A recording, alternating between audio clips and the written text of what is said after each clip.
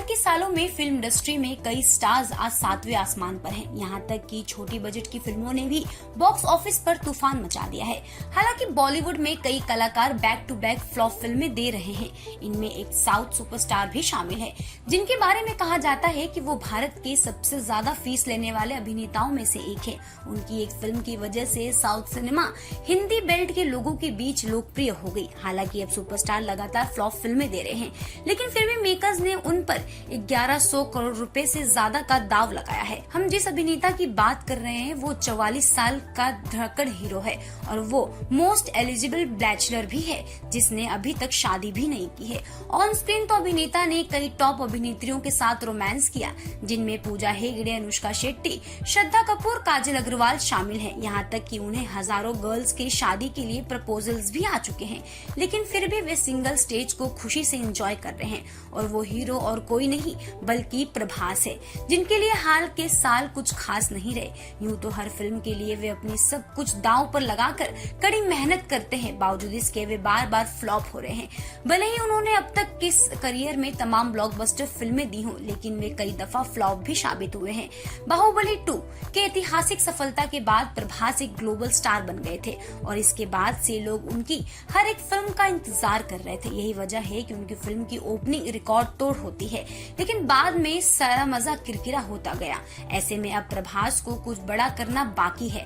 Fans को उनकी आने वाली फिल्मों से काफी ज्यादा उम्मीदें भी हैं। हालांकि पिछले कुछ सालों में वो मेकर्स और फैंस की उम्मीदों पर खरे नहीं होते हैं। प्रभास भारतीय सिनेमा में सबसे अधिक कमाई करने वाले अभिनेताओं में से एक हैं। प्रभास को 2015 में फोर्ब्स इंडिया सेलिब्रिटी 100 की लिस्ट में शामिल किया गया था। अभिनय के क्षेत्र में उन्हें 7 फिल्म फेयर पुरस्कार, एक नंदी पुरस्कार और एक सीमा पुरस्कार प्राप्त हुआ है।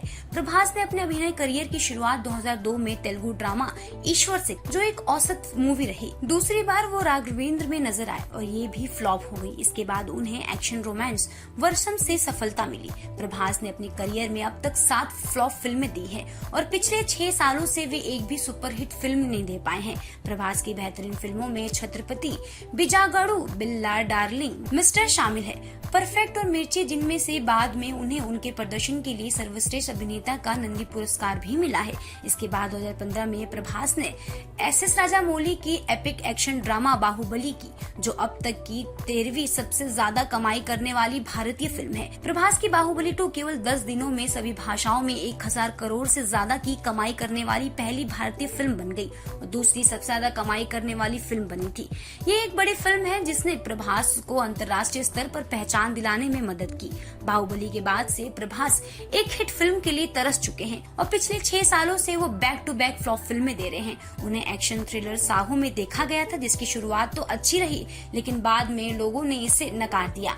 इसके बाद प्रभास रोमांटिक ड्रामा राधेश्याम में नजर आए थे, जिसे मेकर्स को 170 करोड़ रुपए का नुकसान हुआ था।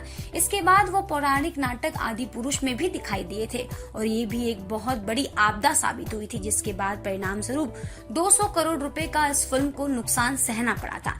ऐसे में 370 करोड़ रुपए के नुकसान के बावजूद मेकर्स ने एक्टर पर 1300 करोड़ रुपए का दाव लगाया है। आपको बता दें कि एक्टर की आने वाली फिल्म सलार 400 करोड़ रुपए के बजट पर और कल की 700 करोड़ रुपए के बजट पर बन रही है।